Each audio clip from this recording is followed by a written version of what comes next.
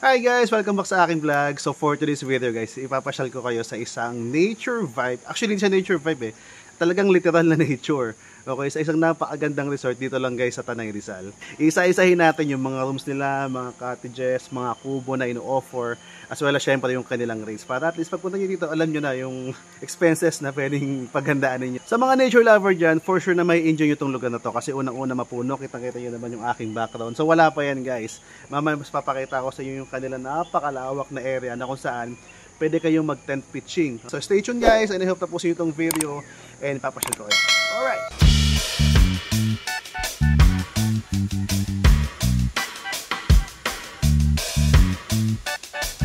Wow!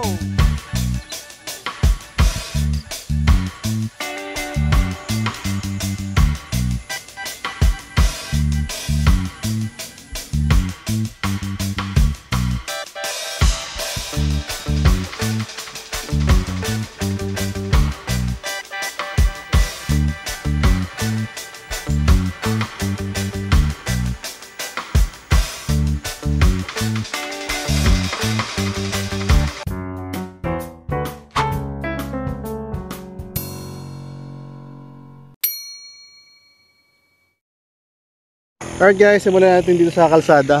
Uy, sakto may nakita akong uwak kayo, lumilipad oh. So mapapatunayan mo dito na buhay pa yung nature. Okay? So ito guys yung kahabaan ng Marilaki. And ito yung signage nila kaya hindi ka maliligaw, madali makita. Ayan. So kung nakita mo na itong signage nila, you know na nandito ka na sa kanilang resort. Okay? So pasensya na medyo hinihingal ako. Kulang talaga tayo sa exercise. Kasi actually galing na ako sa baba, sinek ko na para pag nagkaroon tayo ng vlog is may idea na ako yung mga pupuntahan natin. Okay, so ito siya guys. Sa Bukana may parang yan, may parang coffee shop na dito pa lang pwede na kayo magkape. Tapos sa mga may sasakyan, ito yung kanilang parking area. Yan. So malaki-laki din naman tong parking area nila. Hindi ko lang sure kung ilang sasakyan ng kasya, pero dito pa lang guys, ang ganda na ng view. Yan. Makita mo dito, may magandang puno. And kung mahilig ka sa mga dogs, may mga aso sila dito. Yan. Na mag-enjoy kang, alam mo yan, mag-viewing ng mga dogs. And tara, tayo sa pinaka-entrance nila. So dito, anything na kailangan nyo, may sari-sari store. So may nakalimutan kayo dalhin like shampoo, sabon, or whatever. So meron dito. O saktong-sakto guys, kapag kayo ay nagugutom na at nandito na kayo, meron silang restaurant. Yan, kaya kung gusto nyo munang kumain, pwede naman. At sa kanilang front desk may kita yung si Ma'am Lisa. Ito, napagaling si Ma'am Lisa. Siyempre, si Ma'am Irene na mamaya interviewin natin sila. So ito yung pinaka-adaanan nyo kapag pupunta na kayo dun sa pinaka-area nila, yung sa pool area and sa mga cottages, mga rooms. So dito pa lang guys, very instagrammable na agad. Grabe, ang ganda agad ng view dito. Tingnan naman yan o diba?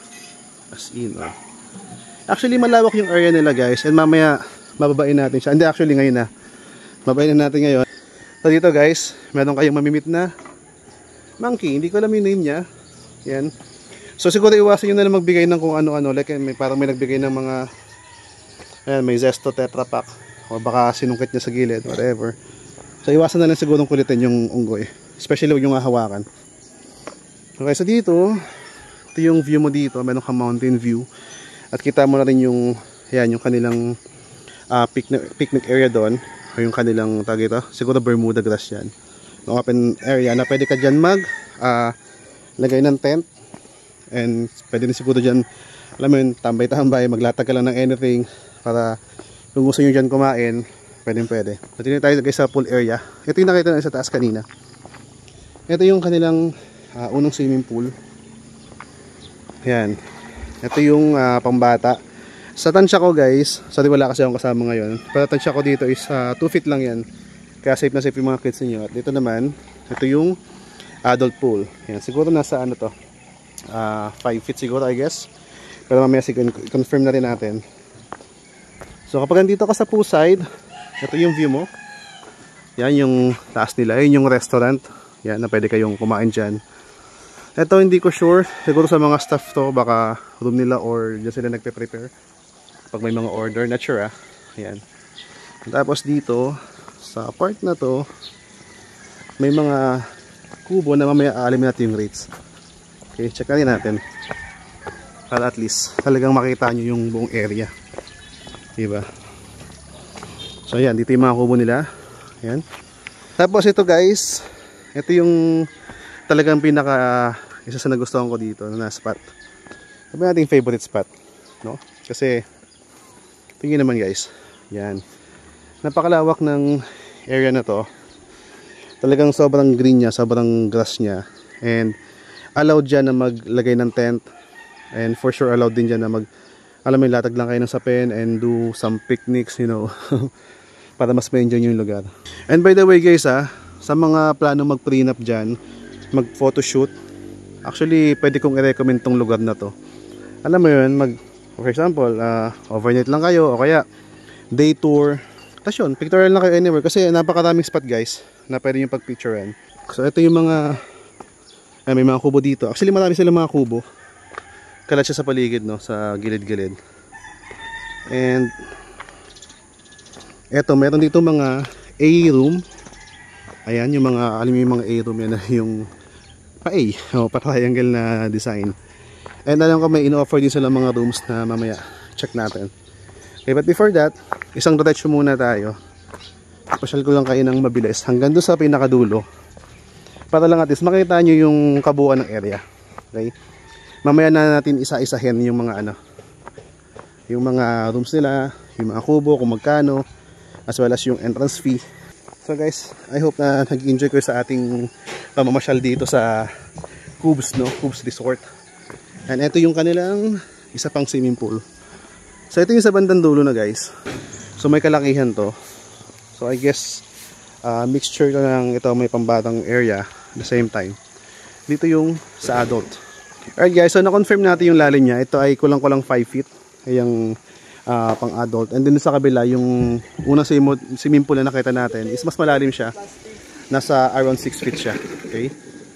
So ito yung kanilang resort, Cubes. Wala guys, si Kuya Camilo, madalas siya na nakita sa iyo, kasama na ibang mga vlogger. So si Kuya isa sa mga nagme-maintain ng kalinisan ng lugar. Kuya, hi ka naman dyan. Hi! Yun o, baka may shoutout Kuya. Ha? Baka may shoutout ka. Shoutout sa mga kaibigan ko sa taga Sampaloc. Yan, Sampaloc. Sampaloc Tanay, hindi Manila. Manila po. Manila, Sampaloc, Manila. Okay. Shoutout sa mama ko sa Cebu. Yun o. Loritas family. Yun. Sige. Ayun pa daw si Sir. So guys, tulungan natin sila Kuya mag-maintain ng kalinisan ng lugar kasi sobrang na-appreciate natin yung linis na ito. Huwag naman tayo magkalat kapag nasa ibang lugar tayo. Amen. Amen. Alright guys, so ngayon kasama natin si Mami Lisa at si Ma'am Gina. Yan. Sila yung mga nangangasiwa dito, si Mami Lisa ang ating OIC, no? So yan, sige, para malaman natin at least kung ano ba yung mga dapat at hindi dapat gawin habang nandito ka sa area.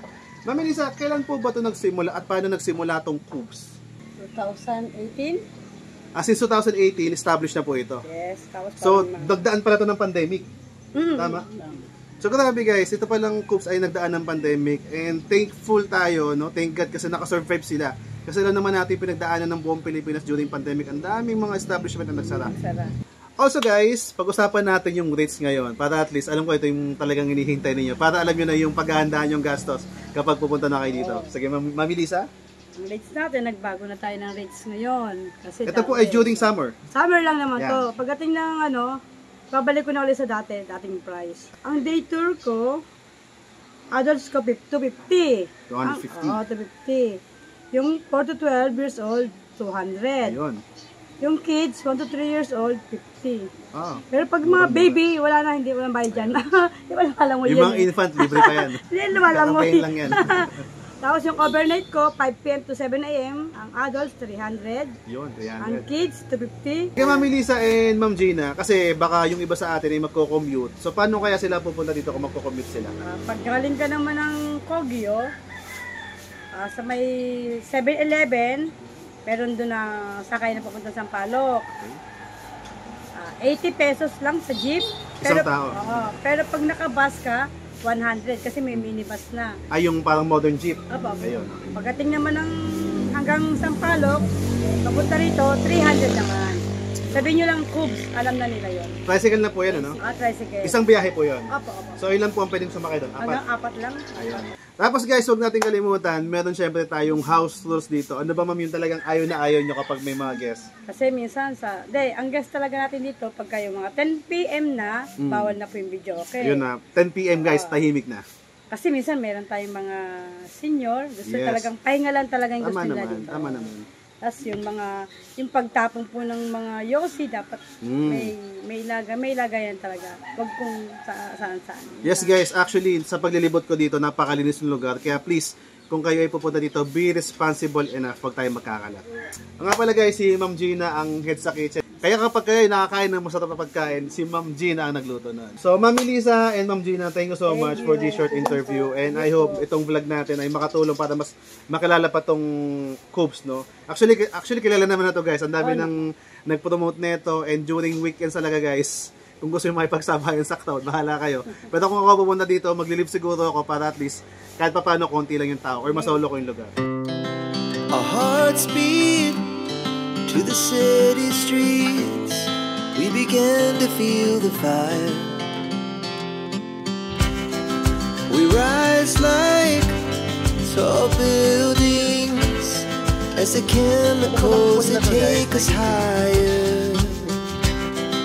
The night's young, it has just begun as she puts her hand in mine. Alright guys, so ngayon kasama natin si Ma'am Gina. Siya yung kasama sa atin para ilibot tayo sa mga rooms nila and mga kubo and all. So ito guys, sundan natin si Ma'am. Alright, so ito guys yung yellow kubo. So dito meron kayong pwedeng tambayan. Good for 4 packs ito. Paano man pag lamag pa sila sa 4, pwede pa sila dito or dapat ibang room na? Mag-entrance po yung exceed nila. Ah, okay. At tama po ba kapag nagbayad ng, alam for example, binayaran to, kasama na entrance? Ganun po ba? Ah, okay. So ganun pala yun guys. Kapag for example, kinuha nyo itong kubo na to, kasama ng entrance. So pag sobra kayo, mag-add na lang kung magkano yung entrance fee. So guys, very social. Air condition pala to, hindi ko na-expect yun. So ito ay malamig na yung lugar, papalamigin pa lalo ng aircon. Sige. Dito naman po tayo sa Okay. Good for 2. Sundan pa rin natin si Ma'am Gina. Ito namang daw isa ay good for 2 packs naman to. So ayan. Kita nyo guys, so napaka-relaxing ng lugar. Talagang nature talaga. So ito. Ito guys, actually ang cute niya. Ang ganda ng kulay niya. Gusto ko yung kulay niya. Talagang maintain lang yung kulay ng... Ratan po ang tawag dyan ate, di ba?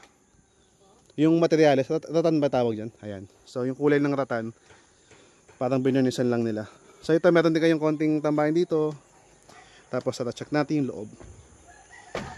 Grabe, pata ako nasa probinsya. Sa bagay, probinsya naman talaga tong Tanay. Province naman talaga. So ito guys, ito yung good for 2. Yan. Siguro okay na din to kung for example may kasama kayong baby or anak. No, kaya pa to. Kasi medyo malaki naman yung bed. Ayan. Tapos dito meron kayong window. Ayan, kung gusto nyo ng... Ayan, may view dito. Alright. Okay, so ito ay hindi siya air condition. Pero meron kayo ditong electric fan. Pero tell you guys, hindi nyo naman kailangan ng aircon dito kasi nature to, madaming puno. Kaya for sure, especially kapag gabi, malamig dito. Tapos meron pa kayong kalamansi guys. Kaya hindi na kayo magdala ng kalamansi pang sausawan. Actually, pwede nga kumuha pang juice eh. Saan po tayo sa family room. Alright. So ngayon, ito pa, pwede ditong umakyat, no? So guys, meron sila ditong view deck. Yan, pwede kayong umakyat dyan, tambayan. Pwede kumain dyan, no? Pwede naman. Pwede nila kumain. So talagang nice na nice habang na-enjoy mo yung view doon. At may kilala mo si... Ang pangalan niya ba? Moy Moy? Si Mocha. Mocha, si Mocha. Ang ganda ni Mocha. Medyo ano siya guys, medyo mailap siya. Ito yung type A nila. A house. Good for 2. Ayan, so good for 2 to guys. At meron tong ilalim, siguro pwede kayo mag-dine in dito. Or ayan, tambahan nyo na rin. May ihaw daw. Actually ito malawak pala. Ayan o. May mga space siya guys. Kaya hindi kayo dikit-dikit. Parang ang cute na ito. Ayan po. Ayan o, mini. O, diba? Parang kayo nagbabahay-bahayan. Ayan o. So dito walang ano dito, walang frame. Pero meron kayong foam na ilalatag dyan. Electric pan lang din. Electric pan din. And in fairness, ang social ng kanilang ilaw. Oh, may artwork ba yan? Oh. Tapos yung pinto doon. Sige, pakibaksan niya po, ma'am. Ayan, meron kayong view doon. Uy, special. Ang cute lang dito, guys, kasi meron silang ganito. O, diba? Meron silang mini terrace, tapos ito yung view mo. Wow. Lakas mga probinsya nito. Yung parang pwede kang haranahin dito. Nice, very nice siya. Ang galing, ganda. Ang galing na nakaisip. So dito guys, meron silang tatlong A house. Tatlo lang po ito, ma'am, no? Same lang. Yan. Alam niyo po kung magkano to, ma'am? Yung presyo nito? 2.6 daw to. Good for 2 packs. Siguro kaya pa ng tatlo kung bata yung kasama niyo. So dito guys, na-appreciate ko tong kanilang open area dito kasi for example, kakain kayo. Pwede maglagay ng table. Oh, pwede kayo maglagay ng table. May mga table sa baba na pwede nyo sigurong iakyat yun. Tapos ito yung view nyo. Napaka-simple na napakaganda. Ayun, kita yung kanilang restaurant. Alright guys, so ito naman yung kanilang tinatawag na glass door room. Ay, in fairness, ito bet ko talaga to. Especially kapag kasama ko si Kat at si Kalia. Guys, ang ganda. Promise, ang ganda talaga. Medyo nagulat din ako sa itsura niya, no? Hindi ko na nakakalang... Actually, may pagka-modern na siya.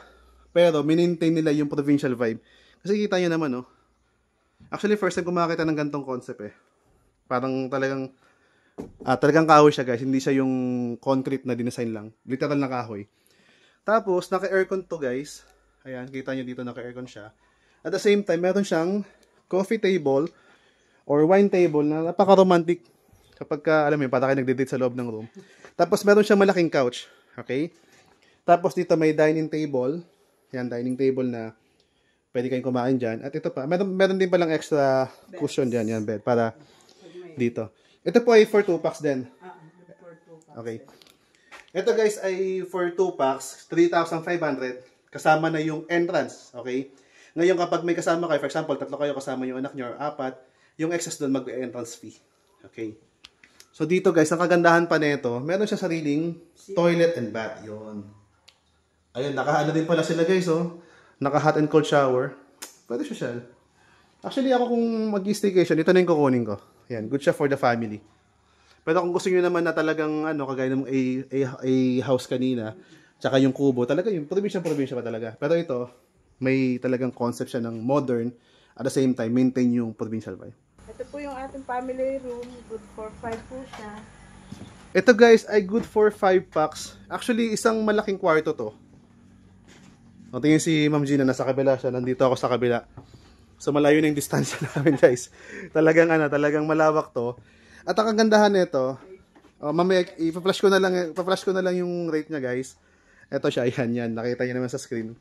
So, ito, meron pa siyang extra bed. Ang kagandahan nito, kapag playful yung mga anak ninyo, ito ang kunin nyo. Kasi meron siyang mas malawak na area na pwede kayong maghabulan dito. Ayan, yung mga bata. Nice, very nice siya. And so, also, naka-aircon din siya. Ayan. So guys, punta naman tayo sa kanilang barkada room. Grabe guys, si Ma'am Gina, sanay siya sa lugar dito. Ako, hingal na ako. Sa laki ng area, tapos paikot-ikot kami. Pero siya, hindi ko man lang narinig na hinihingal. Anyway, so ano na natin to, gawin na nating target to na magpapayat ng konti. Ito po family room dito. Family room pa pala dito. Same po yun sa kabila. Same lang sa kabila guys, pero iba lang yung entrance niya. O, dito tayo sa barkada room.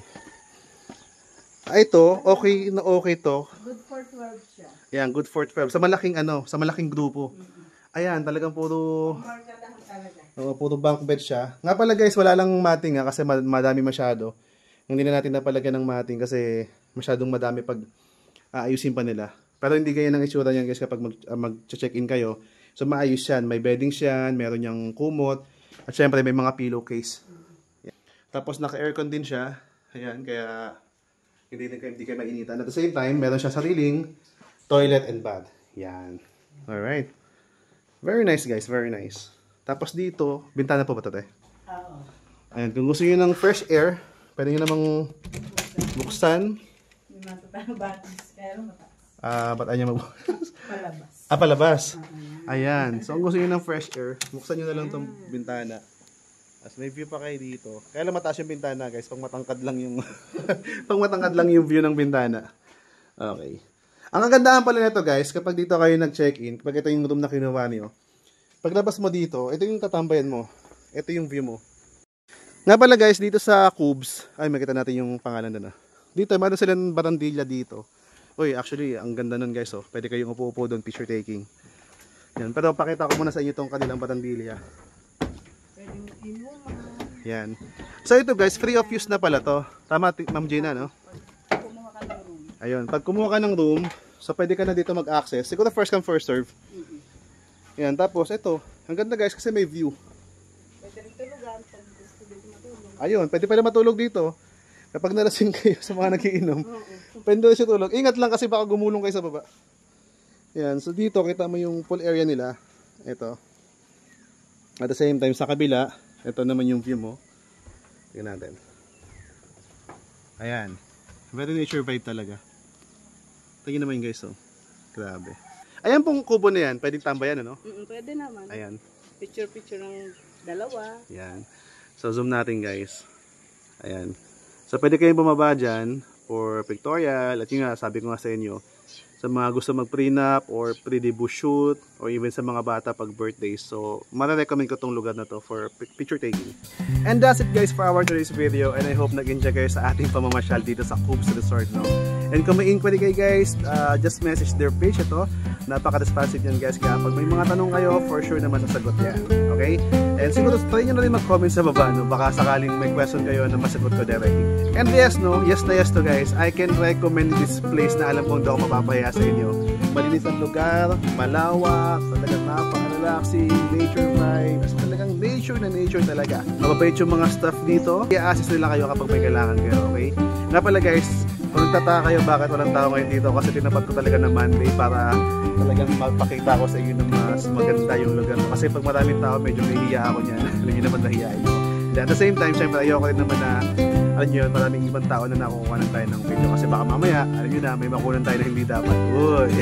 So yun lang guys. And don't forget to subscribe sa ating YouTube channel at meron din tayong Facebook page. So yun lang guys, and God bless us.